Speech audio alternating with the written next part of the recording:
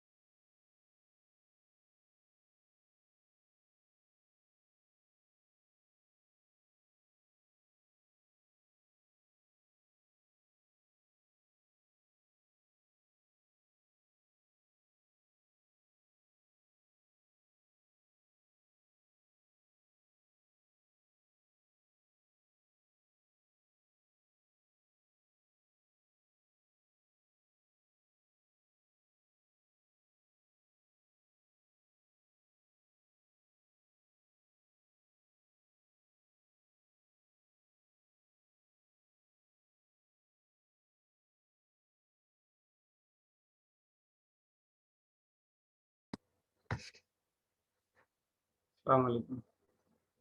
वालेकुम अस्सलाम सर, कैसे हैं आप? हाँ सर। अल्लाह का शुक्र।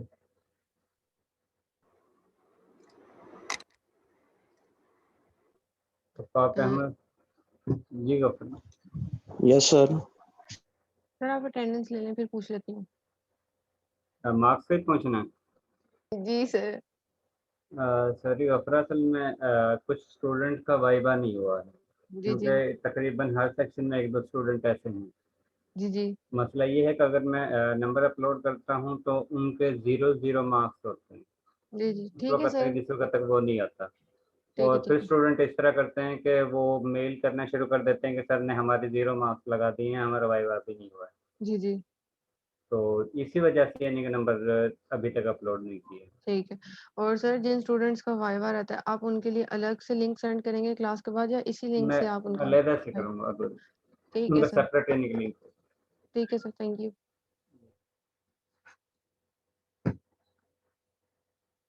पाक अहमद, यस सर।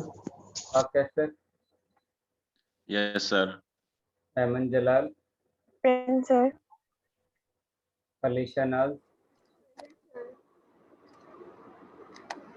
आमना नज़ीर, आमना नज़ीर, अक्सा,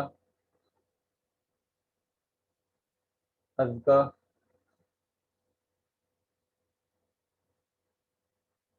ईमान Naeem, Present. Fiza Naeem, Present, sir. Wafra Batool, present sir. Hasnain Saeed, Hasnain Saeed, Isha Shahid, Present, sir.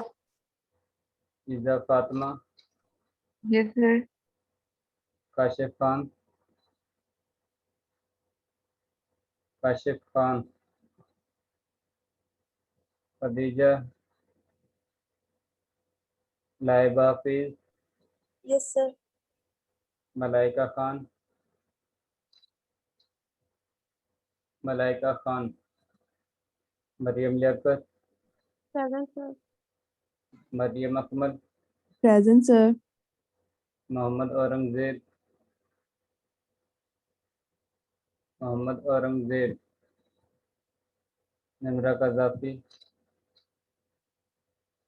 Nimra Present, sir. Qazafi, Naman Munawwar, yes sir. Noor Saroj, Present, sir. Rabia Bakhtiar, Present, sir. Rabia Maham, Yes, sir. Sidratul मुंतहा,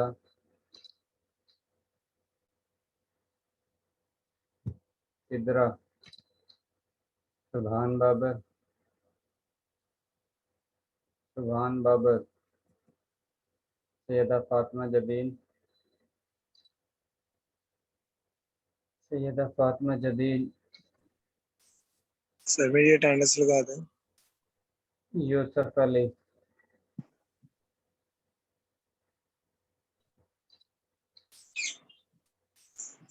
सर मेरा माइक इशू। कशिफ की सर अटेंडेंस अस्का लगानी है। प्रेजेंट है। ठीक है, कशिफ की हो गई और किसकी है? अस्का। अब का आपकी भी हो गई है। और कोई है स्टूडेंट?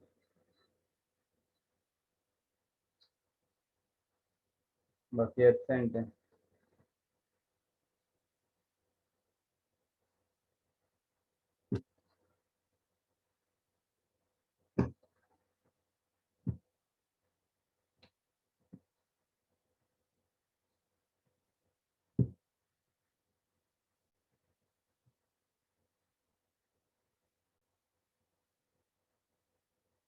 और जल्दी जल्दी चैप्टर को वाइंड अप करते हैं।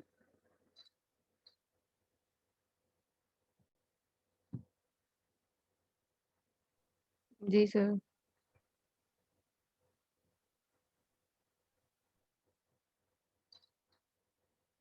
सरफेस टेंशन का टॉपिक फेज चेंज पढ़ लिया था हमने। जी, स्लाइड नंबर 44 से 4 तक पढ़ लिया था। यहाँ तक पढ़ लिया। इसके यहाँ से बाद स्टार्ट करेंगे। वो एनर्जी जो रिक्वायर होती है किसी भी सॉलिड मटेरियल को लिक्विड में कन्वर्ट करने के लिए, उसको ये हम हमने पढ़ लिया इंथैल्पी था। ऑफ फ्यूजन कहते हैं। जी ये अगला, इसकी डेफिनेशन हमने ये नहीं की थी। ठीक है, वो जी जी एनर्जी ठीक जो है। रिक्वायर होती है किसी भी सॉलिड मटेरियल को लिक्विड फॉर्म में कन्वर्ट करने के लिए, उसको हम इंथैल्पी ऑफ फ्यूजन या हीट ऑफ फ्यूजन कहते हैं। और वो एनर्जी जो रिक्वायर होती है किसी भी लिक्विड मटेरियल को गैस फेज में कन्वर्ट करने के लिए, उसको हम इंथैल्पी ऑफ वेपराइजेशन या हीट ऑफ वेपराइजेशन कहते हैं।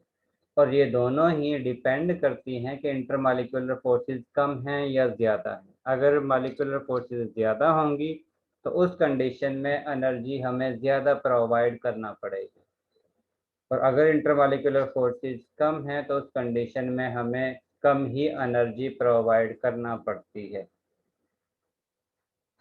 ये कुछ मॉलिक्यूल हैं जिनकी वैल्यू गिवन है, और उसके साथ ये बताया गया है कि जिन मॉलिक्यूल के दरमियान फोर्स ऑफ इंट्रैक्शन ज़्यादा स्ट्रॉन्ग है उनके दरमियान हीट ऑफ वेपराइजेशन और हीट ऑफ फ्यूजन ज़्यादा वैल्यू होगी, और जिनके दरमियान इंट्रैक्शन कम होगी उनकी वैल्यू कम होगी। ये आप लोगों के पास फ्लोशीट डायग्राम है कि जब भी आप लोग एक सॉलिड मटेरियल को वेपर या स्टीम की फॉर्म में कन्वर्ट करते हो तो उस कंडीशन में कितनी स्टेज आपके पास हासिल होती है। इनिशियली 0 डिग्री पर जो मॉलिक्यूल है वो आइस फॉर्म में एग्जिस्ट करता है, लेकिन बिलो 0 डिग्री सेल्सियस से। अगर 0 डिग्री सेल्सियस से बिलो टेम्परेचर होगा तो उस कंडीशन में वाटर जो है वो आइस की फॉर्म में एग्जिस्ट करता है। उसके बाद अगर हम टेम्परेचर प्रोवाइड करते हैं तो टेम्परेचर प्रोवाइड करने के बाद आइस का फेज चेंज होता है, और ये उसके साथ शो किया हुआ है ग्राफ के जरिए कि पहले हम जिस वक्त टेम्परेचर प्रोवाइड करेंगे 0 से लेकर 4 तक, तो उस कंडीशन में मॉलिक्यूल जो है ऑलमोस्ट सॉलिड फेज में ही होता है। जितना भी आप लोग टेम्परेचर प्रोवाइड करते हो तो उस कंडीशन में जस्ट मॉलिक्यूल की काइनेटिक एनर्जी इंक्रीज होती है। उसके बाद अगर आप लोग टेम्परेचर इंक्रीज करना शुरू करते हो, क्योंकि ऑलमोस्ट 0 डिग्री सेल्सियस पर वाटर जो है वो स्टार्ट होता है मेल्ट होना, कंप्लीटली मेल्ट नहीं होता है लेकिन मेल्ट होना स्टार्ट होता है। और उस टेम्परेचर को जिस पर कोई भी सॉलिड मटेरियल लिक्विड में कन्वर्ट होना स्टार्ट होता है उसको हम उसका मेल्टिंग पॉइंट कहते हैं। उसके बाद जितने आप लोग टेम्परेचर प्रोवाइड करोगे तो उस कंडीशन में मॉलिक्यूल्स की काइनेटिक एनर्जी जो है वो इंक्रीज होगी, लेकिन उसका फेज लिक्विड फेज में ही होगा। यानी कि जस्ट मॉलिक्यूल की काइनेटिक एनर्जी जो है वो इन्हांस हो रही है, इसके अलावा इसके फेज में कोई भी चेंज नहीं आ रहा। लेकिन जिस वक्त टेम्परेचर जो है वो 100 डिग्री सेल्सियस होता है तो उस कंडीशन में लिक्विड मॉलिक्यूल जो है वो वेपर फॉर्म में कन्वर्ट होना शुरू हो जाते हैं, और इस टेम्परेचर को, जिसमें लिक्विड फेज से मटेरियल सॉलिड फेज में कन्वर्ट होना शुरू होता है, उस टेम्परेचर को हम बॉइलिंग पॉइंट कहते हैं। उसके बाद फिर आप लोग टेम्परेचर जो है प्रोवाइड करोगे तो उस कंडीशन में मॉलिक्यूल्स की काइनेटिक एनर्जी और ज़्यादा इंक्रीज होगी, और जिस वक्त काइनेटिक एनर्जी और ज़्यादा इंक्रीज होगी तो उस कंडीशन में मॉलिक्यूल्स की मूवमेंट यानी कि काइनेटिक एनर्जी जो है वो ज़्यादा होना शुरू हो जाती है, और उनके दरमियान स्पेस जो है वो और ज़्यादा इंक्रीज हो जाती है। यहाँ पर आप लोगों के जो पिक्चर है उसमें शो किया हुआ है कि जिस वक्त आप लोग आइस से कन्वर्ट होते हैं और आइस मेल्टिंग में, उसके बाद आप लोग कन्वर्ट होते हो लिक्विड फॉर्म में, उसके बाद आप लोग उसको स्टार्ट करते हो गैस फेज में कन्वर्ट करने के लिए, और उसके बाद जिस वक्त टोटल मॉलिक्यूल गैस फेज में कन्वर्ट हो जाते हैं तो उस कंडीशन में मॉलिक्यूल के दरमियान स्पेस जो है वो और ज़्यादा इंक्रीज हो रही है। बेसिकली हम यहाँ पर काइनेटिक एनर्जी को इंक्रीज कर रहे हैं, क्योंकि हमने पढ़ा था मॉलिक्यूल की काइनेटिक एनर्जी जो है वो एब्सोल्यूट टेम्परेचर के, एब्सोल्यूट केल्विन टेम्परेचर के डायरेक्टली प्रोपोर्शनल होती है, और यहाँ पर हम टेम्परेचर प्रोवाइड कर रहे हैं।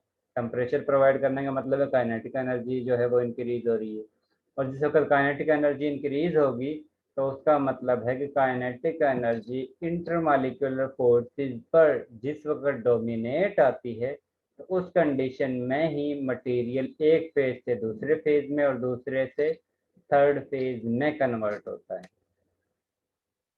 और जिस वक्त वन फेज से सेकंड फेज में मटेरियल कन्वर्ट होना स्टार्ट होता है उसको उसके रेफरेंस से ही उसका मेल्टिंग पॉइंट या बॉइलिंग पॉइंट कहा जाता है।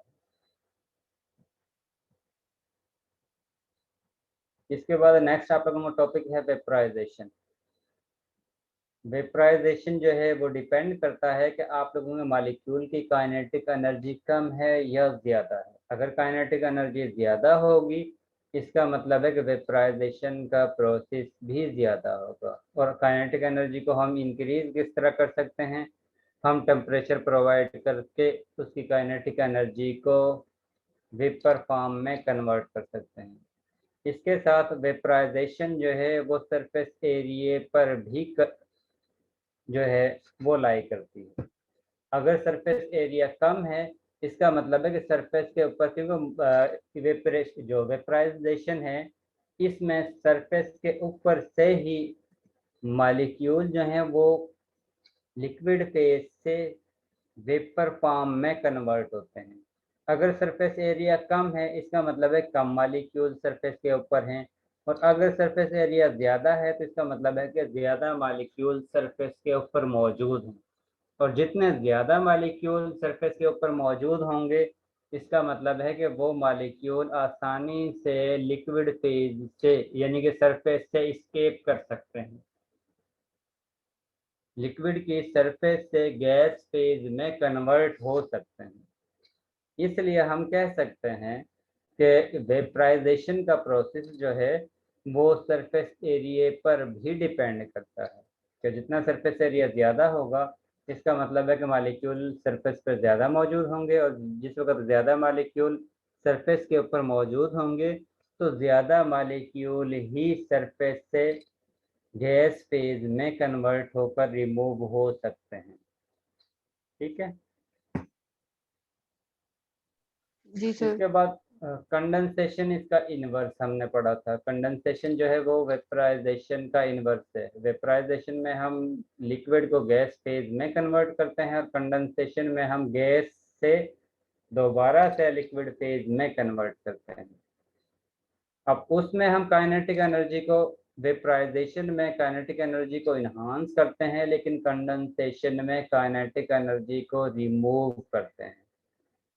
और जिस वक्त काइनेटिक एनर्जी को रिमूव करेंगे इसका मतलब है कि इंटरमॉलिक्यूलर फोर्सेस जो हैं वो स्ट्रॉन्ग होना शुरू हो जाएंगे, और जितनी इंटरमॉलिक्यूलर फोर्सेस ज़्यादा होंगी इसका मतलब है कि वो गैस फेज से लिक्विड फेज में उतनी ही ज़्यादा स्पीड के साथ कन्वर्ट होंगी।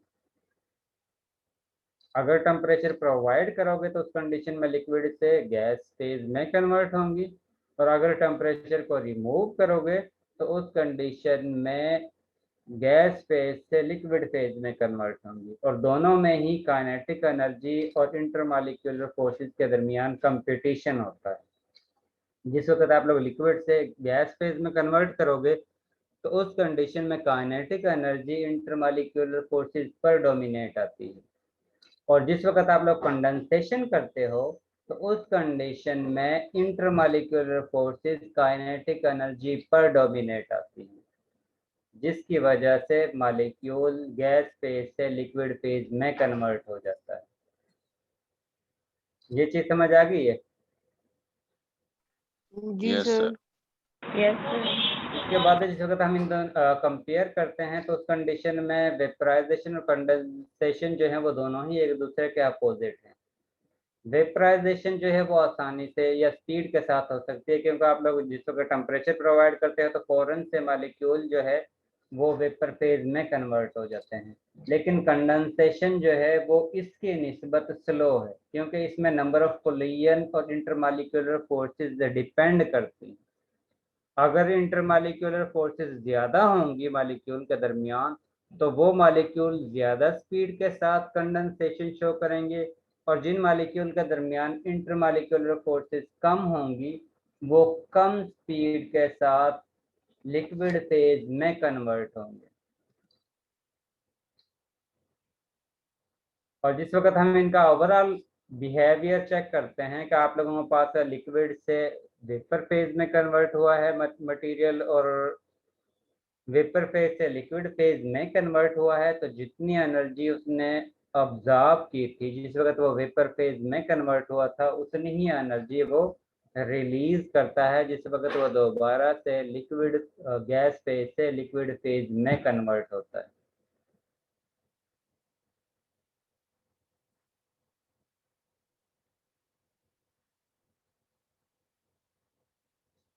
इसके बाद एक बाद रिएक्शन अगर आप लोग क्लोज्ड कंटेनर में करते हो तो उस कंडीशन में मॉलिक्यूल वेपर फॉर्म में कन्वर्ट होने के बाद दोबारा से कंडेंस होकर उसमें गिरना शुरू हो जाते हैं। और एक स्टेज आती है जिस वक्त रेट यानी कि वेपराइजेशन का प्रोसेस और कंडेंसेशन का प्रोसेस दोनों ही इक्वल हो जाते हैं, यानी कि जिस रेशियो के साथ लिक्विड सॉलिड जो है वो लिक्विड फेज में कन्वर्ट होता है उसी रेशियो के साथ गैस फेज जो है वो लिक्विड फॉर्म में कन्वर्ट होना शुरू हो जाता है, और उस प्रोसेस को हम डायनामिक इक्विलिब्रियम कहते हैं। और जितना आप लोग टेम्परेचर इंक्रीज करते जाओगे, अगर क्लोज्ड कंटेनर है, अगर ओपन है तो उस कंडीशन में तो वो डायरेक्ट ही गैस फेज में कन्वर्ट होंगे और वो स्किप कर जाएंगे, वहां से रिमूव हो जाएंगे। और अगर आप लोगों के पास क्लोज्ड कंटेनर है तो उस कंडीशन में जितना आप लोग टेम्परेचर प्रोवाइड करते जाओगे, जितनी स्पीड के साथ इवेपोरेशन का प्रोसेस इंक्रीज होगा उसी रेशो के साथ कंडेंसेशन का प्रोसेस भी इंक्रीज होगा। और एक स्टेज क्योंकि इनिशियली लिक्विड मटेरियल की अमाउंट ज़्यादा होती है और मॉलिक्यूल जो गैस फेज में होते हैं उनकी अमाउंट कम होती है, जिसकी वजह से इनिशियली कंडेंसेशन का प्रोसेस जो है वो स्लो होता है, इवेपोरेशन का प्रोसेस जो है वो फास्ट होता है। लेकिन जिस वक्त ज़्यादा मॉलिक्यूल वेपर फेज में कन्वर्ट हो जाते हैं तो उस कंडीशन में ज्यादा मॉलिक्यूल ही लिक्विड फेज में कन्वर्ट होना शुरू हो जाते हैं, क्योंकि दोनों का अपोजिट रिएक्शन क्लोज्ड वेसल में सेम टाइम में अकर हो रहा है। तो उस कंडीशन में दोनों का रेट ऑफ रिएक्शन यानी कि इवेपोरेशन का प्रोसेस और कंडेंसेशन का प्रोसेस जो है वो इक्वल होता है, और उसको हम डायनामिक स्टेज कहते हैं। वो वाले मॉलिक्यूल जिनके दरमियान फोर्स ऑफ इंटरेक्शन कम होती है उनको हम वोलेटाइल कहते हैं। वोलेटाइल वो वाले लिक्विड होंगे जो आसानी से गैस फेज में कन्वर्ट हो जाते हैं, जिनके दरमियान फोर्स ऑफ इंटरेक्शन बहुत कम होती है। और उसकी एग्जांपल जो है वो गैसोलीन है, फिंगर नेल है, पॉलिश रिमूवर है। और वो वाले मालिक्यूल जिनके दरमियान फोर्स ऑफ इंटरेक्शन ज्यादा होती है वो आसानी से लिक्विड फेज से गैस फेज में कन्वर्ट नहीं होते, और उन कंपाउंड को हम नॉन वोलेटाइल लिक्विड कहते हैं।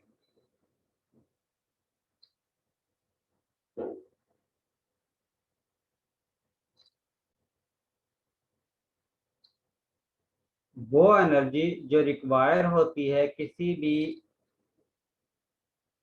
लिक्विड मटेरियल को वेपर फॉर्म में कन्वर्ट करने के लिए, उसको हम हीट ऑफ वेपराइजेशन या इंथैल्पी ऑफ वेपराइजेशन कहते हैं। इंथैल्पी की एनर्जी और कंडेंसेशन की energy, sorry, heat of vaporisation और हीट ऑफ कंडेंसेशन जो है वो दोनों ही सेम होती हैं, सेम वैल्यू ऑफ एनर्जी होती हैं, लेकिन उन पर साइन जो है वो इनवर्स होता है, एक पर प्लस होगा एक पर नेगेटिव होगा। क्यों? क्योंकि एक में हम एनर्जी को प्रोवाइड करते हैं और दूसरे में हम एनर्जी को रिलीज करते हैं।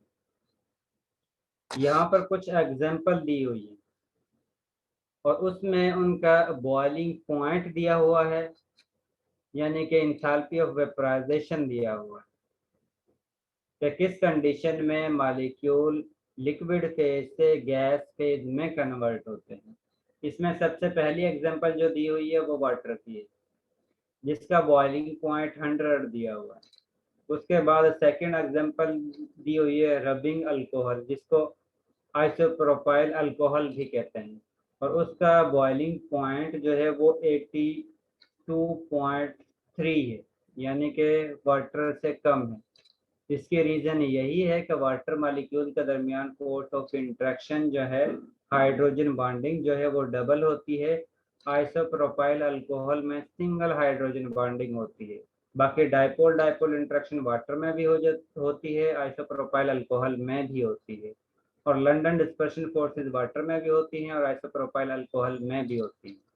सिर्फ वाटर में डबल हाइड्रोजन बॉन्डिंग की वजह से वाटर का बॉइलिंग पॉइंट ज़्यादा है और आइसोप्रोपाइल का बॉइलिंग पॉइंट कम है। उसके बाद जिस वक्त हम एसीटोन को देखते हैं तो एसीटोन में सिर्फ लंदन डिस्पर्शन फोर्सेस हैं और डाइपोल डाइपोल इंटरेक्शन है, इसमें हाइड्रोजन बॉन्डिंग नहीं है। इसका मतलब है कि इसका बॉइलिंग पॉइंट आइसोप्रोपाइल अल्कोहल की निस्बत कम है, क्योंकि इनके दरमियान फोर्स ऑफ इंटरेक्शन जो है वो कम है। उसके बाद डाई इथाइल ईथर को देखते हैं तो उसके दरमियान और भी कम, यानी कि वीक इंटरमॉलिक्यूलर फोर्सेस हैं, इसी वजह से उसका बॉइलिंग पॉइंट जो है वो और भी कम है। और जिस वक्त हम इंथैल्पी ऑफ वेपराइजेशन कैलकुलेट करते हैं तो वो भी आपके पास इसी सीरीज में ही हासिल होती है। जिसके दरमियान फोर्स ऑफ इंटरेक्शन ज़्यादा होंगी उनकी वैल्यू ज़्यादा होगी, और जिनके दरमियान फोर्स ऑफ इंटरेक्शन कम होगी उनकी हीट ऑफ वेपराइजेशन की वैल्यू भी कम होगी। ठीक है,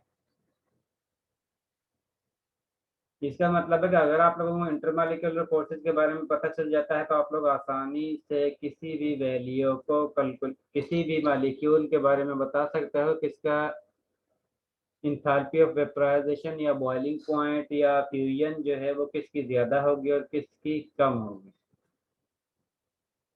इस न्यूमेरिकल को छोड़ देते हैं, क्योंकि ये चीज़ तो आप लोगों ने पहले पढ़ी हुई है कि नंबर ऑफ मोल की बेस पर ही आप लोग एनर्जी को कैलकुलेट करते हो। अगर नंबर ऑफ मोल्स ज़्यादा होते हैं तो उस कंडीशन में एनर्जी ज़्यादा होगी, और अगर नंबर ऑफ मोल्स कम होंगे तो उस कंडीशन में एनर्जी कम होगी। इसके बाद लास्ट टाइम आप लोगों ने एक चीज़ पढ़ी थी, टाइप ऑफ सॉलिड, जिसमें आप लोगों ने इमार्फस सॉलिड और क्रिस्टलाइन सॉलिड के बारे में पढ़ा था कि इमार्फस सॉलिड वो वाले सॉलिड जिसमें रैंडमनेस मौजूद होगी, मॉलिक्यूल एक तरतीब के साथ एक दूसरे के साथ अटैच नहीं होंगे, उसको हम इमार्फस सॉलिड्स कहते हैं। और क्रिस्टलाइन सॉलिड वो वाले होते हैं जिनके दरमियान स्पेसिफिक पैटर्न होता है, स्पेसिफिक ऑर्डर होता है, उनको हम क्रिस्टलाइन सॉलिड कहते हैं। क्रिस्टलाइन सॉलिड के फर्दर टाइप जो हैं वो आयनिक सॉलिड है, मॉलिक्यूलर सॉलिड है, कोवलेंट नेटवर्क सॉलिड है और मेटालिक सॉलिड। सबसे पहली एग्जांपल जो आती है वो आयनिक सॉलिड है। आयनिक सॉलिड का मतलब है कि वो वाले मॉलिक्यूल जिसमें आयंस मौजूद हैं और आयंस एक दूसरे के साथ कंबाइन होकर क्रिस्टल लैटिस बनाते हैं। और इसमें सबसे पहले एग्जांपल दी हुई है सोडियम क्लोराइड की, यानी कि सोडियम आयन और क्लोराइड आयन दोनों मिलकर एक क्रिस्टलाइन शेप बनाते हैं जिसका नाम जो है वो क्यूबिक शेप है। और ये क्यूबिक शेप आप लोगों के सामने नजर आ रही है।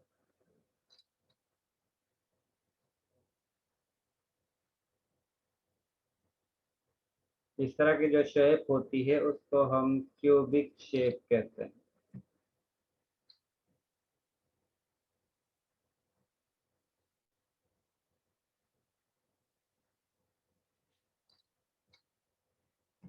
इस तरह की ये इसकी शेप होती है। और वो वाले मॉलिक्यूल जो आयन पर लाई करते हैं, जिस तरह सोडियम आयन है, क्लोराइड आयन है, और वो एक क्रिस्टल टाइप प्रोडक्ट बनाते हैं, तो उनको हम आयोनिक सॉलिड कहते हैं। और अगर आप लोगों के पास कोई ऐसा मॉलिक्यूल हो जिसमें कोई भी आयन मौजूद ना हो और कोवलेंट बॉन्ड के जरिए उनके दरमियान इंटरेक्शन जो है वो मौजूद हो और उस इंटरेक्शन की वजह से वो क्रिस्टलाइन नेचर बनाते हैं, क्रिस्टल की फॉर्म बनाते हैं, तो उनको हम मॉलिक्यूलर सॉलिड कहते हैं। मॉलिक्यूलर सॉलिड में सिंपल मॉलिक्यूल होगा, उसमें कोई भी आयन मौजूद नहीं होगा, और इंटरेक्शन यानी कि इंटरमॉलिक्यूलर फोर्सेस की वजह से मॉलिक्यूल एक दूसरे के साथ अटैच होंगे, और उसकी अटैचमेंट की वजह से एक आप लोगों के पास स्पेसिफिक ऑर्डर बनेगा। जिस तरह आप लोगों के पास आइस जो है वो क्रिस्टलाइन फॉर्म में एग्जिस्ट करती है, और उसकी शेप जो है वो ये दिखाई गई है। एक मॉलिक्यूल जो है वो दूसरे मॉलिक्यूल के साथ, क्योंकि पहले वाले में तो आयनिक बॉन्ड के जरिए वो अटैच होते हैं, लेकिन मॉलिक्यूलर सॉलिड में मॉलिक्यूल जो है वो दूसरे मॉलिक्यूल के साथ इंटरमॉलिक्यूलर फोर्सेस की वजह से अटैच होते हैं। और जिस वक्त अटैचमेंट होती है तो उस कंडीशन में उनके दरमियान उनकी शेप जो है वो क्रिस्टलाइन यानी कि एक स्पेसिफिक ऑर्डर के मुताबिक बनती है। जिस तरह इसकी ये जियोमेट्री है, बाकी जो मॉलिक्यूल हैं जिनकी अटैचमेंट है सभी की इस जैसी होगी और इसी ऑर्डर के साथ होगी। अगर ऑर्डर डिफरेंट होगा तो उस कंडीशन में ये क्रिस्टलाइन सॉलिड नहीं होगा, उस कंडीशन में ये इमार्फस सॉलिड होगा। और आइस की एग्जांपल आप लोगों के पास मॉलिक्यूलर सॉलिड की एग्जांपल। इसके बाद कोवलेंट नेटवर्क सॉलिड। ऐसे कोवलेंट नेटवर्क सॉलिड यानी कि ऐसे सॉलिड होते हैं जो कोवलेंट बॉन्ड की वजह से एक दूसरे के साथ मिलकर क्रिस्टलाइन प्रोडक्ट बनाते हैं। आयनिक सॉलिड में आयनिक बॉन्ड की वजह से वो एक दूसरे के साथ कंबाइन होकर क्रिस्टलाइन प्रोडक्ट बनाते हैं। मॉलिक्यूलर सॉलिड में इंटरमॉलिक्यूलर फोर्सेस की वजह से molecule ionic product crystalline product बनाते हैं। और कोवलेंट नेटवर्क सॉलिड में कोवलेंट बॉन्ड की वजह से एटम्स जो हैं वो क्रिस्टलाइन या 3 डायमेंशनल पैटर्न बनाते हैं, जिसकी एग्जांपल आप लोगों के पास क्वार्ट्ज यानी कि सिलिकॉन डाइऑक्साइड आती है। इसमें silicon oxygen silicon oxygen alternate single bond मौजूद होता है। पहले सिलिकॉन फिर ऑक्सीजन, फिर सिलिकॉन फिर ऑक्सीजन, फिर सिलिकॉन फिर ऑक्सीजन, इस तरह इसकी जियोमेट्री होती है। और ये जो है उसमें हर मॉलिक्यूल हर एटम जो है वो कोवलेंट बॉन्ड के जरिए एक दूसरे के साथ अटैच होता है, और उस कोवलेंट बॉन्ड की वजह से ही एक large molecule polymer type product आपके पास हासिल होता है, और वो पॉलीमर प्रोडक्ट जो है वो क्रिस्टलाइन नेचर में एग्जिस्ट करता है।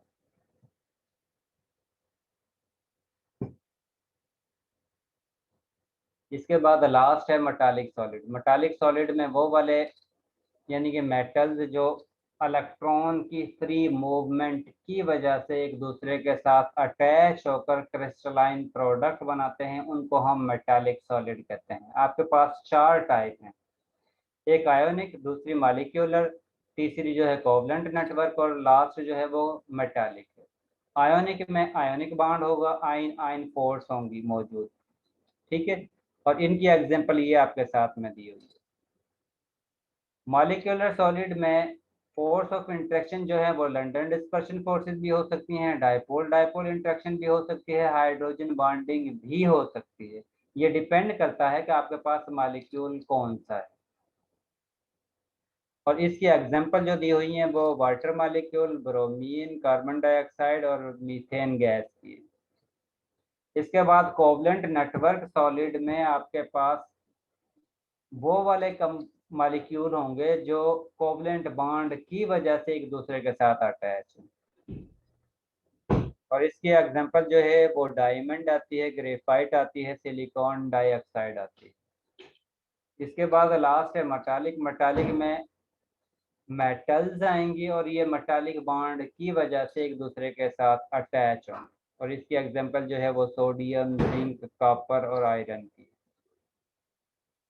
और इसको आप लोग उनकी बॉन्ड की बेस पर आसानी से डिफरेंशिएट कर सकते हो कि आप लोगों के पास कंपाउंड जो है वो मेटालिक सॉलिड है, मॉलिक्यूलर सॉलिड है, कोवलेंट नेटवर्क सॉलिड है या आयोनिक सॉलिड है। इसके बाद नेक्स्ट टॉपिक है XRD क्रोमेटोग्राफी। XRD बेसिकली आप लोगों को ये बताता है कि एटम्स मॉलिक्यूल के साथ किस तरह एक दूसरे के साथ अटैच हैं। यानी कि जो आप लोगों के पास मटेरियल मौजूद है उसमें एटम्स जो हैं वो एक स्पेसिफिक ऑर्डर के साथ अटैच हैं या स्पेसिफिक ऑर्डर के साथ अटैच नहीं है, क्योंकि इसमें आप लोग इलेक्ट्रोमैग्नेटिक रेडिएशन फॉल करवाते हो। और जिस वक्त इलेक्ट्रोमैग्नेटिक रेडिएशन फॉल करती है, फॉल करने के बाद या तो फॉल करने के बाद वो रिफ्लेक्ट होती है, वापस आती है। उसके बाद जिस वक्त हम चेक करते हैं दोनों को, तो पहले जो आप लोगों ने फॉल करवाई है और जो रिफ्लेक्ट हुई है, रिफ्लेक्ट होने के बाद दोनों को अगर हम मैच करते हैं और अगर आप लोगों के पास ये सीन हासिल हो कि पहली वेव का जो क्रस्ट है वो दूसरी वेव की क्रस्ट पर ही लाई करे, तो उस कंडीशन में दोनों वेव्स जो हैं वो एक दूसरे के साथ रेजोनेंस शो करती हैं। और जिस वक्त वो रेजोनेंस शो करेंगी तो उस कंडीशन में आप लोगों के पास लार्ज साइज में सिग्नल हासिल होगा। और इसको हम कंस्ट्रक्टिव इंटरफेरेंस कहते हैं। कंस्ट्रक्टिव इंटरफेरेंस में दोनों वेव्स जो हैं वो इन फेज होंगी। इन फेज का मतलब एक की क्रस्ट तो दूसरे की भी क्रस्ट होगी, और अगर पहले की ट्रफ है तो दूसरी वेव की ट्रफ ही होगी, और दोनों एक दूसरे के साथ सेम ओवरलैपिंग करेंगे। तो ये नीचे जा रही है तो दूसरी वेव भी नीचे ही की तरफ मूव करेगी। उसके बाद जहाँ से ये ऊपर की तरफ मूव करेगी तो सेकंड वेव भी वहाँ से ऊपर की साइड पर ही मूव करेगी। तो इस कंडीशन में हम कहते हैं कि ये दोनों ही इन फेज हैं। और जिस वक्त ये इन फेज होंगी तो उस कंडीशन में ये रेजोनेंस शो करेंगे, जिसकी वजह से आप लोगों के पास लार्ज सिग्नल, ऐसा सिग्नल जिसका एम्पलीट्यूड ज़्यादा होगा वो आप लोगों के पास प्रोड्यूस होगा। और इसको हम कंस्ट्रक्टिव इंटरफेरेंस कहते हैं। और अगर आप लोगों के पास ऐसी वेव्स हों जो आउट ऑफ फेज हो, यानी कि आउट ऑफ फेज का मतलब है एक की क्रस्ट और दूसरे की ट्रफ हो, यानी कि एक नीचे की तरफ मूव करती है तो दूसरी जो है वो अपर लेवल पर मूव करती है, तो उस कंडीशन में ये एक दूसरे के इफेक्ट को कैंसिल करती हैं। और जिस वक्त ये एक दूसरे के इफेक्ट को कैंसिल करेंगी तो उस कंडीशन में आप लोगों के पास कोई सिग्नल हासिल नहीं होगा। इसका मतलब है कि अगर आप लोगों के पास वेव्स जो हैं इन फेज होंगी तो उस कंडीशन में आप लोगों के पास सिग्नल प्रोड्यूस होगा। अगर आउट ऑफ फेज होंगी तो उस कंडीशन में आप लोगों के पास सिग्नल प्रोड्यूस नहीं होगा।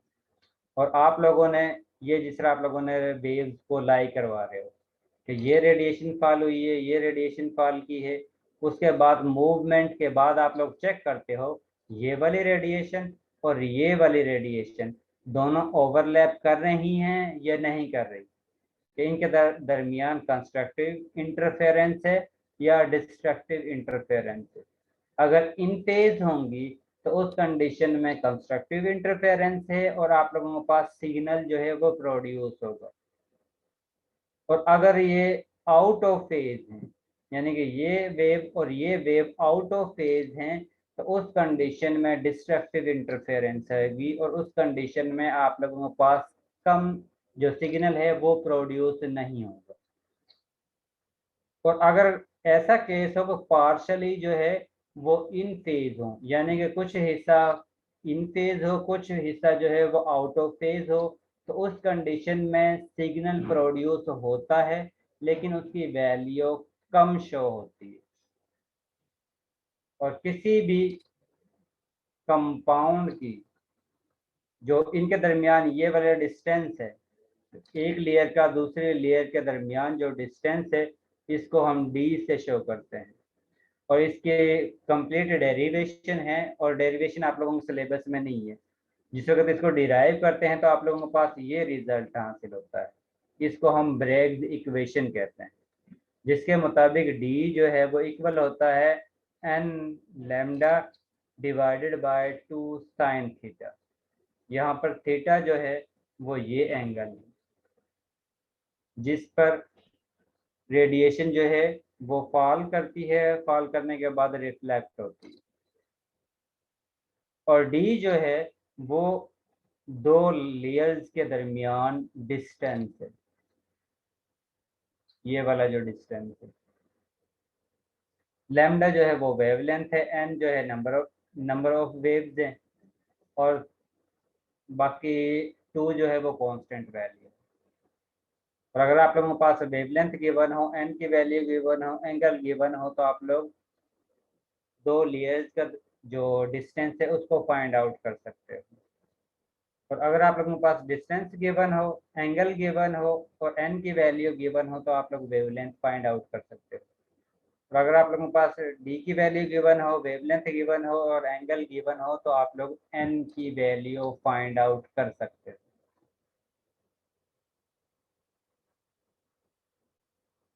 अब किस तरह मॉलिक्यूल एक दूसरे के साथ अटैच होते हैं, क्योंकि मॉलिक्यूल डिफरेंट वे होता है, हर मॉलिक्यूल का दूसरे मॉलिक्यूल के साथ अटैचमेंट का डिफरेंट वे होता है। अब यहाँ पर हम ये वाले जो मॉलिक्यूल हैं उसमें सारे एटम्स जो हैं वो सेम पैटर्न में हैं, यानी कि लेयर जो इनके दरमियान बनी हुई है वो सेम। अगर ऐसा केस हो, इसको हम कहते हैं सिंपल क्यूबिक जियोमेट्री, ये जो आपके पास शो हो रही है। अगर ये दरमियान में कोई एटम आ जाता है, अब उसकी लेयर अलहदा होगी, अपर लेयर जो है वो अलहदा से होगी। अब इसको हम सपोज कह रहे हैं कि पहली लेयर को नाम दिया हुआ है ए, उसके बाद दूसरी लेयर है उसको नाम दिया हुआ है बी, उसके बाद बी के बाद फिर दोबारा से ए लेयर आती है, ए लेयर के बाद फिर बी लेयर आती है, फिर उसके बाद ए लेयर आएगी, फिर बी आएगी। अब ये इसका एक पैटर्न है कि जिसमें पहले ए आएगी लेयर, उसके बाद फिर बी लेयर आएगी, फिर ए लेयर आएगी, फिर बी लेयर होगी। तो ऐसी ज्योमेट्री को जिसमें सेंटर में एक मॉलिक्यूल हो और उसके साइड पर चारों कॉर्नर पर एक एक एटम या मॉलिक्यूल मौजूद हो, तो ऐसी ज्योमेट्री को हम बॉडी सेंटर्ड क्यूबिक कहते हैं।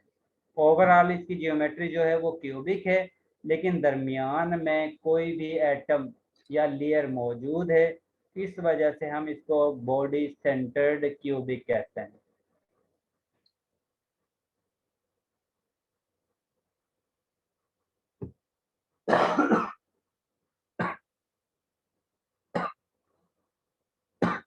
वो क्यूबिक की केस में थी, तो यहाँ पर आप लोगों के पास जो जियोमेट्री है वो हेक्सागोनल है, और हेक्सागोनल में भी इसी तरह अरेंजमेंट होगी, ए लेयर होगी, फिर बी होगी, उसके बाद फिर ए लेयर होगी।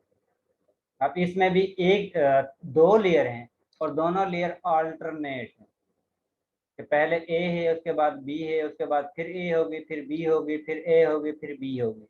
अब इस तरह ऑर्डर को क्योंकि ये ऑर्डर में है, इसी वजह से इसको हम क्रिस्टलाइन कहते हैं। और अगर आप लोगों के पास ऐसा केस हो कि आप लोगों के पास लेयर जो है वो 3 हो, अब अभी तक जो हमने चेक किए हैं वो वाले मटेरियल हैं जिसमें सिर्फ पहले एक लेयर थी, उसके बाद दूसरे मटेरियल में 2 लेयर। अब थर्ड पार्ट जो है वो 3 लेयर का है।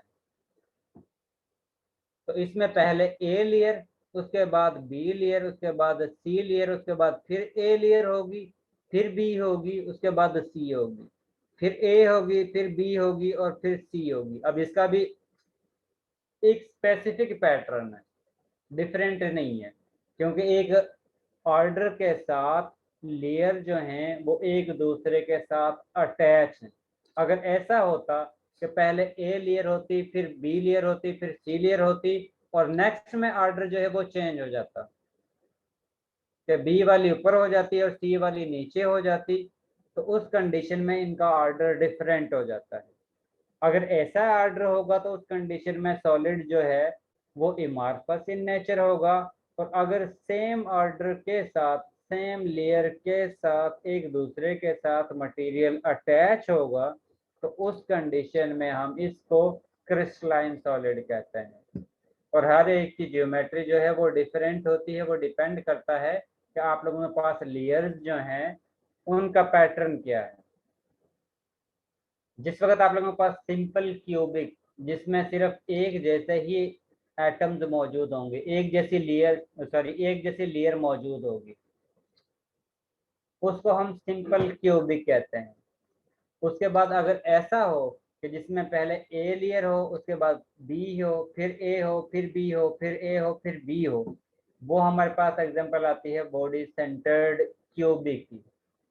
और उसके अरेंजमेंट में पहले ए लेयर होगी, फिर बी होगी, फिर ए होगी, फिर बी होगी।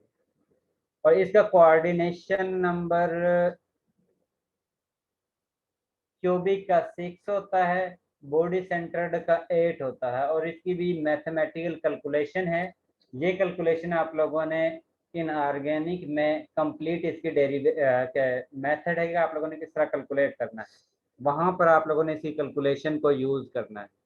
यहाँ पर जस्ट आप लोगों के लिए जस्ट इंफॉर्मेशन के लिए है कि आप लोगों ने ये पता हो कि सिंपल क्यूबिक में कोऑर्डिनेशन नंबर क्या है, बॉडी सेंटर्ड क्यूबिक में कोऑर्डिनेशन नंबर क्या है, हेक्सागोनल क्लोज्ड पैक्ड में कोऑर्डिनेशन नंबर क्या है, क्यूबिक क्लोज्ड पैक्ड में कोऑर्डिनेशन नंबर क्या है। और ये लेयर की फॉर्म में एक दूसरे के साथ अटैच होते हैं। और ये साथ में उसकी जियोमेट्री दी हुई है सिंपल, जो अभी हमने लेयर की फॉर्म में देखी थी ना, यहाँ पर ये सिंपल जो एक्चुअल बेसिक यूनिट है उसकी फॉर्म में शो की हुई। तो ये क्यूबिक शेप है, ये सेंटर्ड क्यूबिक शेप है, यानी सेंटर में एक एटम होगा, दरमियान में बाकी एलिमेंट इसके साथ अटैच होंगे। अब इसमें जो है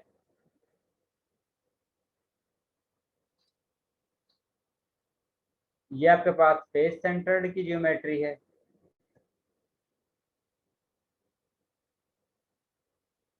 बाकी स्ट्रक्चर ये वाले आप लोगों ने नहीं करना है, ठीक है। ये वाली चीज आप लोगों ने नहीं करनी, आप लोगों ने यहाँ तक ज्योमेट्री तक ही इसको सीखना है और इसको याद करना है। इसके साथ ही आप लोगों को ये चैप्टर जो है वो कंप्लीट होता है। उसके बाद नेक्स्ट सर क्लास में हम बस यहीं जी तक बस बस यहीं यहीं तक तक, करना है स्लाइड्स, बस यहाँ मतलब तक ये जो स्लाइड नंबर शेप 68, है 68 तक, बाकी स्लाइड्स नहीं करनी। बाकी स्लाइड आप लोगों ने नहीं करनी। Thank you.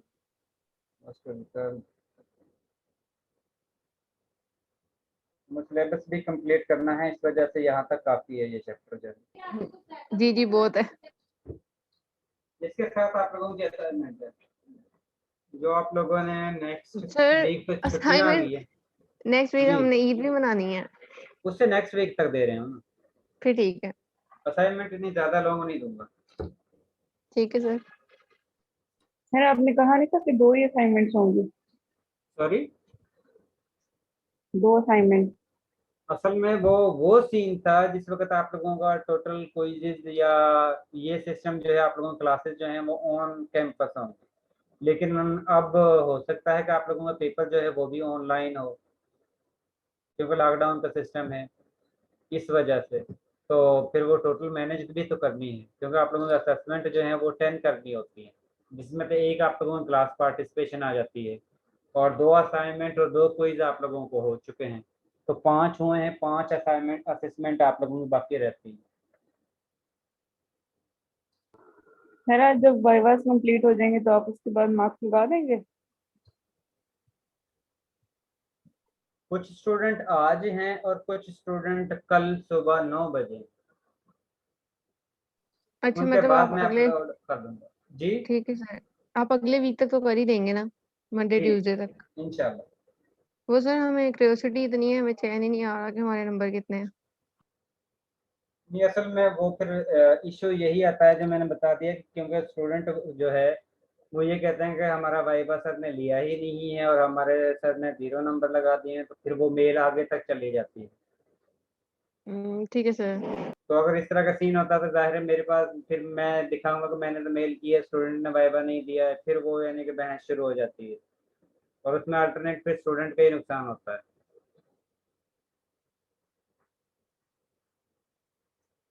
ठीक है, ठीक है सर। सर वो अटेंडेंस रहती है वो लगा दो। जी पहले मैं असाइनमेंट बता दूं, उसके बाद फिर मैं अटेंडेंस लगा देता हूँ। Okay sir.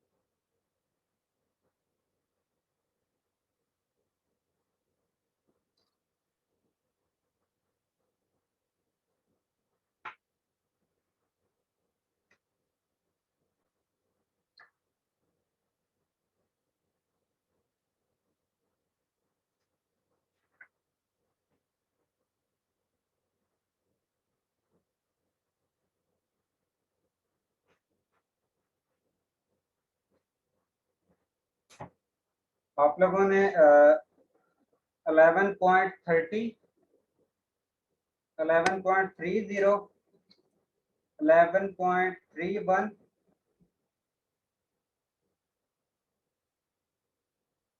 11.32,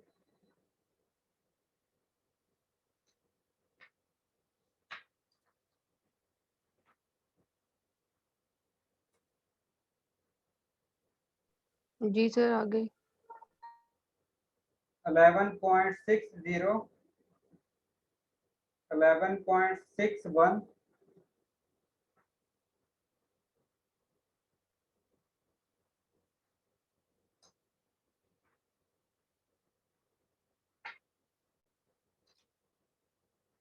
बस इतनी ही काफी है। ये 1 2 और देख कर दूं? सर ये टोटल कितने आपने बताए? 1 2 3 4 5, तो चलें 1 2 5 और में लिख लें, 1 2 और नहीं, लिख बस लें। आपने खुद ही तो 5 दिए हैं, बहुत है। नहीं, 1 2 और लिख लें, क्योंकि ये मेल्टिंग पॉइंट और बॉइलिंग पॉइंट वाला केस भी आ जाएगा आपका ओके सर। इसमें। आप लोगों ने 11.36, 11.37, तो 7 हो गए हैं। चलें ये 7 कर लें काफी। सर एक दफा रिपीट कीजिएगा। आप लोगों ने जो असाइनमेंट में एक्सरसाइज से न्यूमेरिकल सॉल्व करने हैं वो है 11.30, 11.31, 11.32, 11.36, 11.37, 11.60, 11.61। ठीक है सर, ये नोट कर असाइनमेंट में लिए। सॉल्व करके जमा करवानी है। सर ईद के बाद वाले वीक तक रखिएगा इसकी डेडलाइन। ईद के बाद वाला वीक मंडे या ट्यूसडे? ट्यूसडे कर दें। बता दें, ईद के बाद वाले जो है जी थर्सडे कर दें। वीक में मंडे को रखना है। मंडे को? नहीं, थर्सडे कर दें। थर्सडे ज्यादा नहीं हो जाएगा? तो हम, अगर आपने कुछ, नहीं ज्यादा कहाँ होगा सर, ठीक है। सर बस ईद वाले वीक में कोई काम ना करना पड़े। जी सर। चलें थर्सडे तक कर देते हैं। Thank you so much, Thank sir. you so much, sir. ये मैं साथ में अपलोड भी कर देता हूँ।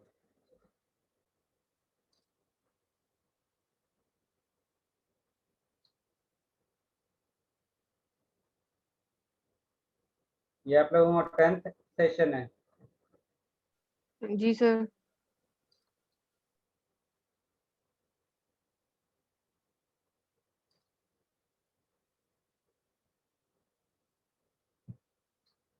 और ये असाइनमेंट नंबर 3 है। जी सर। Yes sir.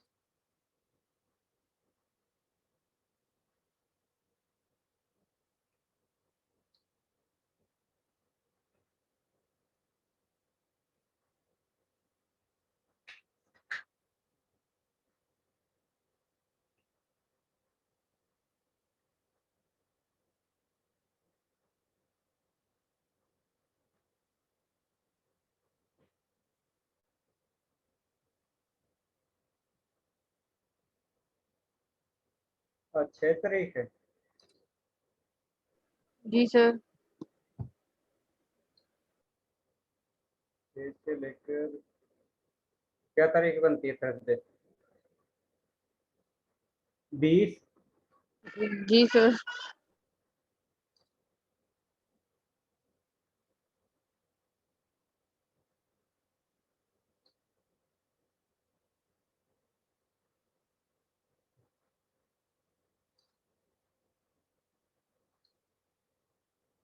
ठीक है। इसमें से अगर किसी कोई क्वेश्चन है तो वो आप लोग पूछ सकते हो। और अटेंडेंस वालों की अटेंडेंस लगा देते हैं। Amna Nazir, Amna Nazir, Aqsa, Hasnain Saeed, Malaika Khan, sir present sir, Hasnain से प्रेजेंट सर।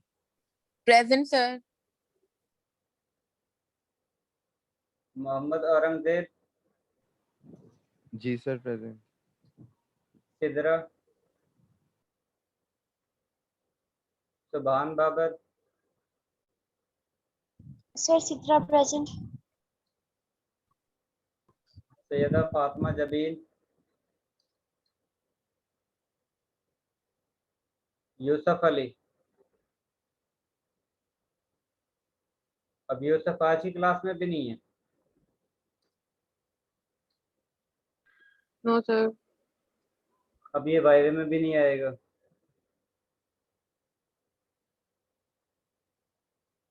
गफरा इस तरह करें कि जो भी स्टूडेंट आपकी जी क्लास सर। पे रहते हैं ना, जी जी। उनका नाम और आईडी मुझे लिखकर सेंड कर दो और उनसे कह दो कल 9 बजे एग्जैक्ट आप लोगों का वाइवा होगा। अगर किसी ने वाइवा ना दिया तो उसका वाइवा दोबारा से नहीं होगा। ठीक है sir.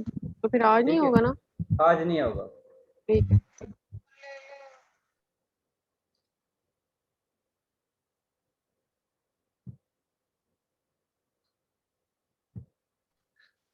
Excuse me sir.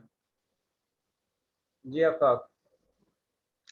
Sir rate of condensation और वेपराइजेशन आपने बताया कि डायनामिक स्टेट पे होगी, ये स्टार्ट पे ही इक्वल इक्वल हो जाएंगी या आफ्टर नहीं, टाइम? स्टार्ट में नहीं होती।